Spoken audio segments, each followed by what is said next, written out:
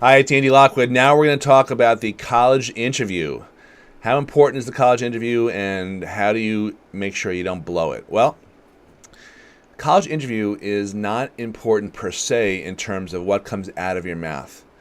Yes, you should be prepared. Yes, you should show up dressed, for success. That doesn't mean black tie, but it usually means the equivalent of khakis and a button-down shirt. I've heard some admissions officers say business casual. I never really know what those things mean. Like when we're invited, those rare occasions when Pearl and I are invited to things, and it's like smart casual, club attire, smart club casual, business. I don't know what these things mean. So my advice is you want to look, not nicer than the admissions officer, who's probably going to be in the equivalent of khakis and a button down if it's a guy, and whatever that translates into. If it's a woman admissions officer. So think Vineyard Vines and J. Crew. Don't wear something revealing that shows all your tattoos and weird piercings and things like that. Anyway, so I think the main thing about the interview is to demonstrate that you're interested, that you went through the extra effort to schedule time to do the interview. Not every college wants interviews, by the way. They don't all allow it. So that should tell you how important they are. But for the ones that do allow it, there's two types of interviews. There are those with the actual admissions officers at the colleges, which I would think are a little bit more important, but still, you can have a lousy interview and get into the college as long as you don't blow it. The other type of interview is with an alum. Those are not important. I'm sorry. I'm sorry if you're an alum and you're an interviewer and you're watching this, but those interviews are really done with the purpose of keeping the alumni involved with the college. So if you apply to Harvard, even if you're a C student, you're going to get an interview. You're going to have someone, an alumnus or an alumna, interview you. Getting back to the admissions officer interview, yeah, that could be a little more important. And you want to go in there, being prepared with questions to ask them, as well as questions that they think they're going to ask you. So they might ask you things like, what's your favorite class? Why are you interested in applying here? Sometimes they'll say something like, what's a recent book that you liked, or a movie that you liked, or something like that. I don't usually hear about those types of things. If they say something like, okay, so do you have any questions for us?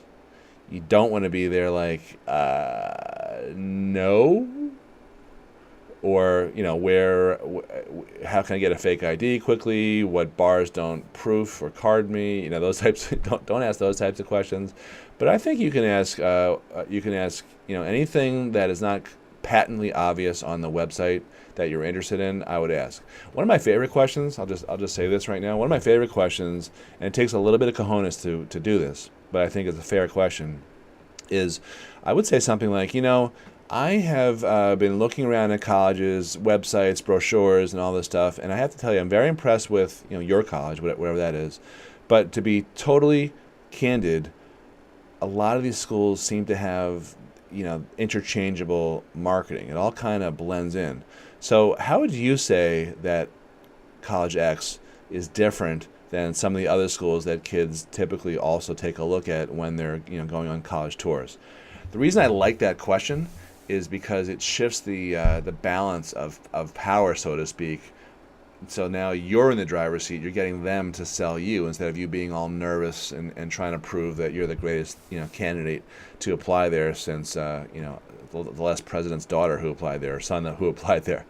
So I like questions like that kind of throw it back to the interviewer. Even if you're not comfortable doing something like that, I suggest you come up with a way to ask something like that. Rehearse it a few times.